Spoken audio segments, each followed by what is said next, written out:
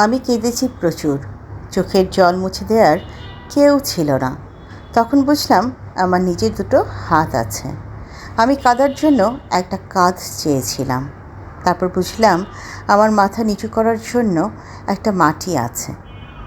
আমি ভেবেছিলাম আমি সব কিছু হারিয়ে ফেলেছি, কিন্তু সিজদাতে আমি আল্লাহকে পেয়েছি। এই পৃথিবীর ব্যথা যদি তোমায় ক্লান্ত করে তবে দুঃখ করো না, কেননা এমনটা তো হতে পারে যে আল্লাহ তোমাকে ব্যাকুল কণ্ঠে শুনতে চান তোমার দোয়ার মাধ্যমে। তাই তোমার প্রবৃত্তিকে ঢেলে দাও সিজদাতে এবং তা ভুলেও যাও। মনে রেখো, আল্লাহ কখনো ভুলে যান না। লেখা শাহিন সুলতানা রিতা, আর কণ্ঠে আমি সালমা। আসসালামু আলাইকুম, কেমন আছেন সবাই? টেস্ট অ্যান্ড টেলস উইথ সালমার একটি নতুন পর্বে আপনাদের সবাইকে অনেক অনেক আমন্ত্রণ জানাই। আশা করছি কাছে দূরে যেখান থেকে আমার আজকের পর্বটি দেখছেন, আল্লাহর রহমতে আপনারা সবাই ভালো আছেন। আলহামদুলিল্লাহ, আল্লাহর রহমত এবং আপনাদের সবার দোয়ায় আমি ও আমার পরিবার ভালো আছি। আজ ভিডিওর শুরুতেই যার লেখাটি পড়লাম সেই আপু আজ থেকে 6 দিন আগে আমাকে এই লেখাটি পাঠিয়েছেন। বলেছিলেন, আপু আপনার ভালো লাগলে পড়বেন। আমার অবশ্যই লেখাটা ভালো লেগেছে। মাঝখানে দুটো ভিডিও গিয়েছে, তবে সেই ভিডিওগুলোতে এই লেখাটা দেওয়ার মতন কোনো সুন্দর কোনো ক্লিপ আমার হাতে ছিল না, যেই কারণে আমি আজকে সেই লেখাটার সাথে একটা ক্লিপ রেডি করে আপনাদের কাছে পরিবেশন করলাম। আপুর লেখা কিন্তু চমৎকার হয়েছে। আমি পড়তে গিয়ে বারবার উপলব্ধি করেছি প্রত্যেকটা ওয়ার্ডকে, প্রত্যেকটা সেন্টেন্সকে। এবার আসছি ভিডিও রিলেটেড কথায়। গরম কেমন অনুভব করছেন সবাই? আমার তো মনে হচ্ছে আম কাঁঠাল পাখানোর সাথে সাথে গরম আমাদেরকেও পাকিয়ে দিচ্ছে। আমি এই গরম আর নিতে পারছি না। আপনাদের কেমন চলছে আপনারা জানাবেন। আজকে আমি আমার ভিডিওতে দেখাবো আমার ছোটাছুটিময় জীবনে কোন টিপসগুলো ফলো করে আমি আমার সংসারের কাজ এবং রান্নাবান্না শেষ করে থাকি। আমার দিনের প্রথমে আমি যে টিপসটা ফলো করি সেটা হলো নিজের বেডরুম গোছানো এবং বাসায় যে আরও 2টো বেডরুম আছে সেগুলোকে গুছিয়ে ফেলা। বেডরুমের বিশেষ করে বিছানাটা গোছানো হয়ে গেলে মনে হয় রুমটা যেন একটা পরিপাটি ভাব চলে আসে। বাকি জিনিসগুলো তো অবশ্যই গোছাতে হবে, কিন্তু বিছানাটা গোছানো হয়ে গেলে রুম তার নিজস্ব একটা লুক খুঁজে পায়। সেজন্যই আমি চেষ্টা করি যখনই বাচ্চারা স্কুল কিংবা কোচিংয়ে চলে যায় সাথে সাথে তাদের বিছানাটা গুছিয়ে ফেলতে। এমনিতে তারা যতক্ষণ বাসায় থাকে ততক্ষণ কিন্তু খুব বেশি একটা আমাকে রুমে ঢুকতে দেয় না। তো এই ফাঁকেই আমি চেষ্টা করি আমার নিজের বিছানা গোছানোর সাথে সাথে বাকি 2টো বেডরুমের বিছানাও গুছিয়ে ফেলতে। আর এই কাজগুলো করার মাঝেই আমি নিজেকে তৈরি করতে থাকি পরবর্তী কোন কাজটা করলে আমার কাজ আরও একটু এগিয়ে যাবে। আমাকে একদম ঘড়ি ধরে ঘরে বাইরে ছুটোছুটি করে কাজ করতে হয়। কাজে একটার পর একটা কাজ যদি আমি গুছিয়ে না রাখি কিংবা নিজের প্ল্যানের মধ্যে না রাখি তাহলে খুব বেশি হযবরল হয়ে যায়। এখানে আমার মেয়ের বিছানাটা গোছানো শেষ। ও যে কাঁথাটা ব্যবহার করে সেটা পায়ের কাছে রেখে দিচ্ছি। গরমকাল হলে কি হবে, ও যেহেতু এসি ইউজ করে সেজন্য এসি রুমে একটু কাঁথা রাখতেই হয়, যাতে অনেকক্ষণ এসিতে থাকলে শীত লাগলে কাঁথাটাও গায়ে যেতে পারে। আর ওই যে আমার অ্যাসিস্ট্যান্ট, সে কিন্তু আমার পাশেই ঘুরছে। সেও আমার টিপস অনুযায়ী আমার পিছে পিছে আমাকে হেল্প করার জন্য ঘোরাঘুরি করছে। এই যে বেডরুমটাও গোছানো শেষ, ওর বেডটাও গুছিয়ে ফেলেছি, আমার বেডটাও গুছিয়ে ফেলেছি। এখন চলে যাব আমি পরবর্তী কাজে। যেদিন আমার কাপড় ধোয়ার প্ল্যানিং থাকে সেদিন আমি আর্লি মর্নিংয়েই কাপড়টা ধুয়ে ফেলি। মোটামুটি 8:30টার মধ্যে, 8:30 থেকে 9টার মধ্যে আমি ওয়াশিং মেশিনটা স্টার্ট করে দিই। মাঝে মাঝে আজকাল বিকেলে ভালো বৃষ্টির একটা আবহাওয়া তৈরি হয় এবং বৃষ্টিও হয়। তো আর্লি মর্নিংয়ে যদি কাপড়টা ধোয়া হয়ে যায় মোটামুটি দেখা যায় 2-3টার মধ্যেই কাপড়গুলো বেশ সুন্দর ঝরঝরে হয়ে যায়, শুকনো হয়ে যায়। তো সেই জন্যই যেদিন আমার ওয়াশিং মেশিনের কাজ থাকে সেদিন কিন্তু আমি খুব আর্লি মর্নিং ওয়াশিং মেশিনটা শুরু করি। অনেককেই আমি দেখেছি রাত্রেবেলা ওয়াশিং মেশিনের কাজটা করে কাপড়গুলোকে 80% ঝরঝরা করে বারান্দায় দিয়ে রাখেন, পরের দিন দুপুরের মধ্যে তুলে ফেলেন কিংবা সকালে তুলে ফেলেন। ওই প্রসেসটাও ভালো, কিন্তু আবার আমার কাছে মনে হয় কাপড় যদি বৃষ্টির দিনে একটু রোদের মধ্যে দিতে না পারি কেমন জানি একটা ড্যাম ভাব থাকে। সেই জন্য আমি দিনের বেলাতেই কাপড়টা ধুই। আর যখনই আমি ওয়াশিং মেশিনে কাপড়টা ধুতে দিই তখনই কিন্তু ওয়াশিং মেশিনের চারপাশটা আমি খুব ভালোভাবে পরিষ্কার করে দিই। এটা সাথে সাথে করলে যেটা হয় যে আপনার ইলেকট্রনিক্স ডিভাইসগুলো ভালো থাকে। যেহেতু আমি বাসার বাইরে এখন চলে যাব, সেই জন্য ওয়াশিং মেশিনে কাপড়টা দিয়ে যাচ্ছি, যাতে আমি বাসায় যখন ফিরবো কাপড় ধোয়া শেষ হয়ে যাবে এবং আমি কাপড়গুলোকে শুকাতে দিয়ে দিতে পারবো। তো সেই জন্যই এখানে আগে আমি টাইমটা সেট করে সব কিছু রেডি করে দিয়ে আমার মেয়েকে নিয়ে বের হয়ে যাচ্ছি। তাকে তার ক্লাসে ড্রপ করতে হবে। আমি আজকে কিছু বাজার করার প্ল্যান রেখেছি, সে বাজারগুলো করব এবং তারপর বাসার অন্যান্য কাজে হাত দেব। মেয়েকে ড্রপ করে আসার পথে কিছু সিজনাল ফল পেলাম, সেগুলো নিয়ে এসেছি।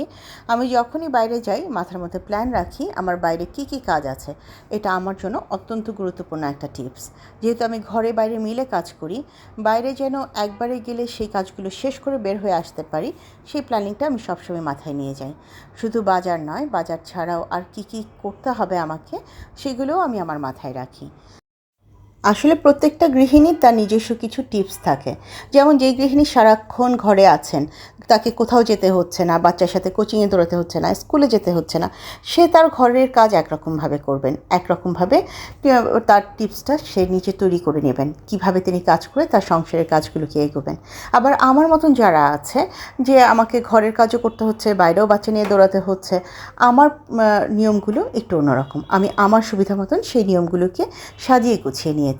আবার যিনি চাকরিজীবী, তারও কিন্তু একটা নিজস্ব নিয়ম আছে, যে নিয়মে তিনি তার সংসারের কাজগুলো করে থাকেন।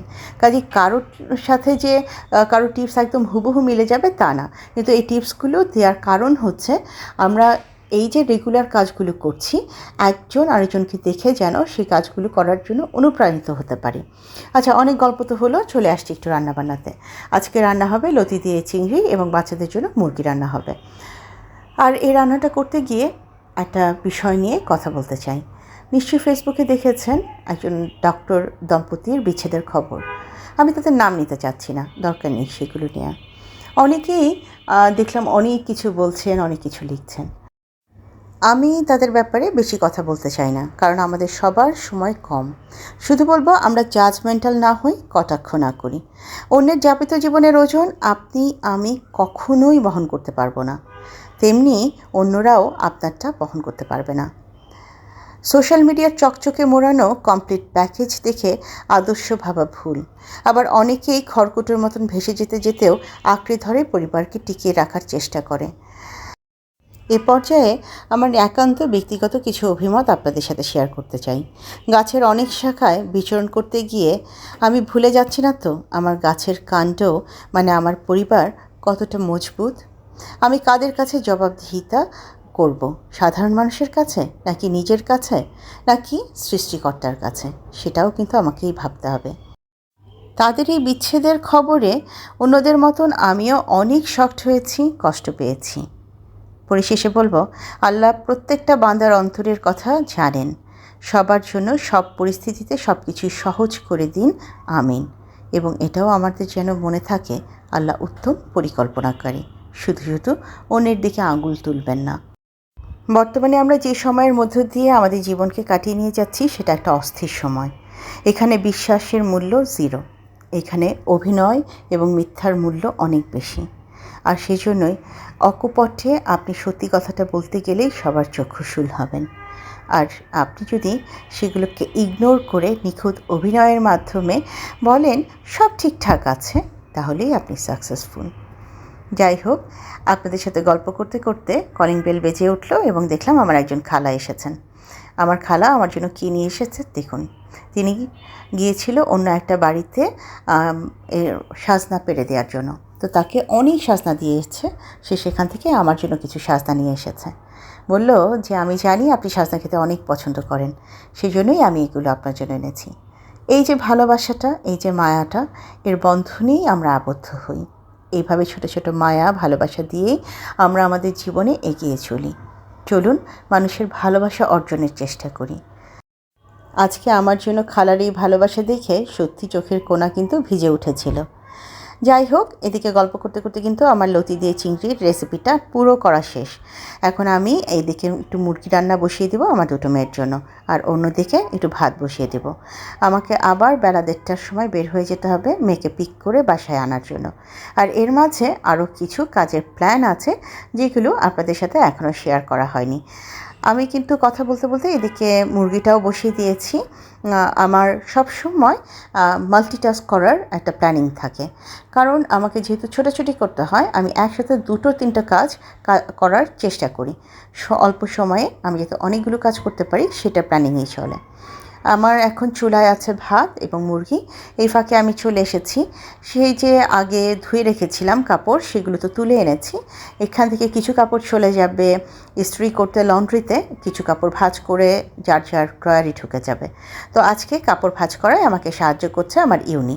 এই যে দেখুন, এই যে পাশ থেকে টেনে টুনে নিয়ে যাচ্ছে, কামড় দিয়ে ধরে রাখছে, সে এভাবেই আমাকে কাপড় ভাঁজ করাতে সাহায্য করে থাকে। আমি সবসময় কাপড় শুকিয়ে গেলে সাথে সাথে সেগুলোকে গুছিয়ে যার যার ড্রয়ারে দিয়ে দেওয়ার চেষ্টা করি। এটা হচ্ছে আমার নিত্যনৈমিত্তিক কাজের 4 নাম্বার টিপস। আপনি যখনই কাপড়গুলো শুকিয়ে যাবে সাথে সাথে যদি সেগুলো গুছিয়ে যার যার ড্রয়ারে দিয়ে দেন, দেখবেন ঘরবাড়ি একদম এলোমেলো লাগবে না। সবচেয়ে বেশি ঘরবাড়ি এলোমেলো লাগে বিছানার উপর কোনো কাপড় পরে থাকলে, চেয়ারের উপর কোনো কাপড় পরে থাকলে, সোফায় কোনো কাপড় পরে থাকলে এত বিরক্ত লাগে, আমি এই কাজটা কখনো করতে দিই না। যখনই কাপড়গুলো শুকিয়ে যায় আমি সাথে সাথে সেটা ভাঁজ করে যার যার ড্রয়ারে দিয়ে দিই, আর যেগুলো আয়রনে যাবে সেগুলোকে সাথে সাথে আয়রনের একটা ব্যাগ করে রেখেছি, আমি সেই ব্যাগে দিয়ে দিই। এই যে একটু পরই আমি যাব আবার আমার মেয়েকে তুলতে, তখন আমি এই ব্যাগ দুটো নিয়ে নিচে যাব। একটা ব্যাগ আমি লন্ড্রিতে দিয়ে দিব, আরেকটা ব্যাগে আছে 2টো ড্রেস, এই 2টো ড্রেস আমি বানাতে দিব। আমি মাপের ড্রেসটাও ওটার ভিতরে দিয়ে দিয়েছি। তো একটা চলে যাবে লন্ড্রিতে, একটা চলে যাবে টেলার্সে। আজকে ইউনি আমাকে এত পরিমাণে ডিস্টার্ব করছে, তাকে আমি কোনোভাবেই সরাতে পারছি না। সে একদম প্রথম থেকেই দুষ্টুমি করেই যাচ্ছে। আজকে আরেকটা প্ল্যান করেছি, এটা আমার টিপস নাম্বার 5 বলতে পারেন। এই যে দেখুন, আমরা যারা ওয়াল হ্যাঙ্গিং রাখি, দেখা যায় আমরা রেগুলার সব কিছু ঝাড়ছি, নিচে যেগুলো আমাদের হাতের কাছে থাকছে, টেবিল, সেন্টার টেবিল, ড্রয়িং টেবিলের অন্যান্য মানে ডাইনিং টেবিলের সব কিছু ঝেড়ে মুছে পরিষ্কার করছি, কিন্তু ওয়াল হ্যাঙ্গিংগুলো একটু উপরের দিকে থাকাতে সেটা কিন্তু আমাদের রেগুলার ঝাড়া মোছা হয় না। এতে যেটা হয়, উপর দিয়ে কিছু কিছু করে হলেও ধুলা ময়লা এবং ঝুল জমে যায়। তো আমি অন্তত উইকলি একদিন এই ওয়াল হ্যাঙ্গিংগুলো ঝাড়ার জন্য সময় রাখি। আজকে আমি এই কাজটা করছি। আমার যতগুলো ওয়াল হ্যাঙ্গিং আছে সবগুলো ওয়াল হ্যাঙ্গিং প্রত্যেকটা রুমে গিয়ে গিয়ে আমি সেগুলোকে একদম ভালো করে ডাস্টিং করে নেব। আমরা তো আর ধুলাময়লার সাথে যুদ্ধ করে পারবো না, তারা যে কোনোভাবেই হোক ঠিকই আমাদের ঘরে তাদের জায়গা করেই নেবে, কিন্তু ঘরকে তো পরিষ্কার পরিচ্ছন্ন রাখাটাও একটা বড় চ্যালেঞ্জ। এই যে আমার ফ্রিজের উপরে অনেক ফ্রিজ ম্যাগনেট আছে, আমি যদি এই জায়গাটাকে রেগুলার পরিষ্কার না করি, আমি নিজেই খেয়াল করে দেখেছি অনেক ঝুল জমে যায় এবং ধুলা জমে যায়। আজকেও যখন আমি এগুলো ঝাড়ছি তখন কিন্তু প্রচুর ধুলা উঠছে, আপনারা এখানে দেখতে পাচ্ছেন না, আমি সরাসরি দেখতে পেরেছি, সেই জন্যই বলতে পারছি। তো আমরা ফ্রিজ ম্যাগনেট ইউজ করি, অন্তত একদিন হলেও এই জায়গাটাও আমরা পরিষ্কার করতে পারি। ওয়াল হ্যাঙ্গিংয়ের বিষয়টা হয় কি, অনেক সময় চুল উড়ে গিয়ে ওখানে থাকে, ময়লা জমে যায়, আমরা এগুলো খেয়াল করতে পারি না। হাতের সামনে যেটা থাকে, চোখের সামনে যেটা থাকে সেটাই কিন্তু আমরা বেশি পরিষ্কার করি। সেই জন্যই আমি অন্তত সপ্তাহে একদিন এই প্ল্যানটা করেছি যে আমি আমার ওয়াল হ্যাঙ্গিংগুলোকে খুব সুন্দর করে পরিষ্কার করে নেব। আমার এই ওয়াল হ্যাঙ্গিংটা আমার পেজেরই প্রথম দিকের একটা প্রোডাক্ট। এটা নিয়ে সবাই প্রশ্ন করেন, আপু কোথা থেকে কিনেছেন, কোথা থেকে পেয়েছেন। এই যে এই চাঁদেরটা এবং ওই আয়নাটা, এগুলো ম্যাক্রনের তৈরি। আমি আমার পেজে প্রথম এই প্রোডাক্টগুলো দিয়েই বিজনেস শুরু করেছিলাম। আলহামদুলিল্লাহ সবগুলো প্রোডাক্ট আমার সেল হয়ে গিয়েছিল, এবং আমার নিজের স্মৃতি ধরে রাখার জন্য আমি জাস্ট 2টো প্রোডাক্টই আমার কাছে রেখেছিলাম। মোটামুটি আপনাদের সাথে গল্প করতে করতে আমার কিন্তু ডাস্টিংয়ের কাজটা শেষ। আমার ড্রয়িং রুমটা বেশ ভালো গোছানো আছে।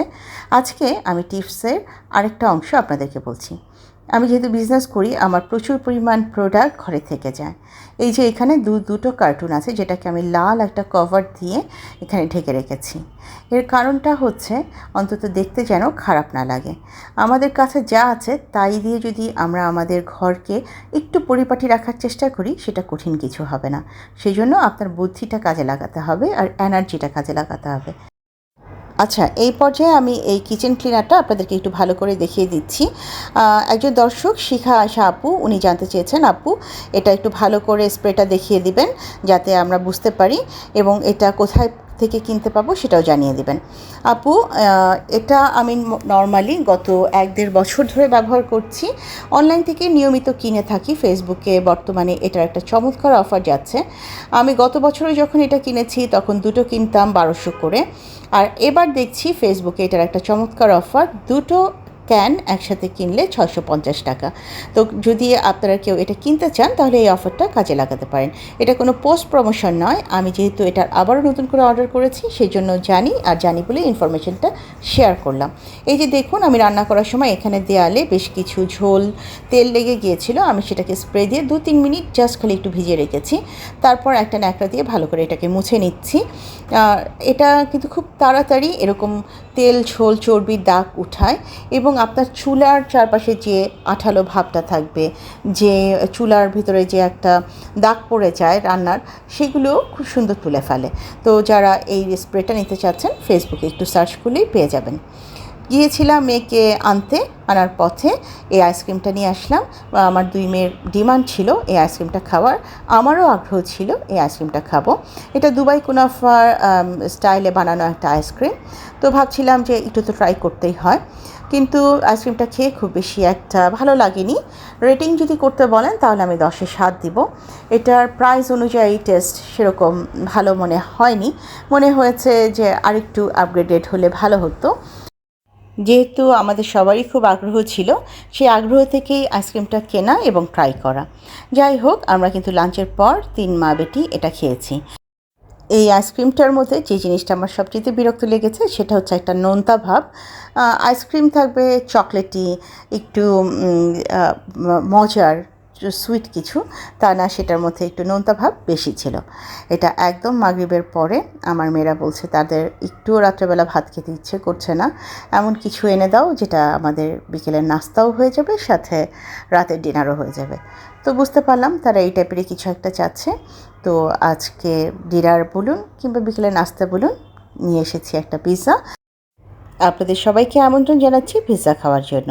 আর আজকে এই পর্যায় থেকে আমি আপনাদের সবার কাছ থেকে বিদায় চাইছি। আমার নতুন বন্ধু, পুরনো বন্ধু, যেখান থেকে আমার আজকের ভিডিওটি দেখলেন, ভিডিওর কোনো একটি অংশ যদি ভালো লেগে যায় কাইন্ডলি লাইক, কমেন্ট, শেয়ার এবং সাবস্ক্রাইব করে আমাকে এগিয়ে যেতে সাহায্য করবেন। যারা প্রথমবারের মতন ভিডিওটি দেখলেন, ভিডিওটি ভালো লেগে গেলে আমার বন্ধু হয়ে আমার পাশে থেকে যেতে পারেন।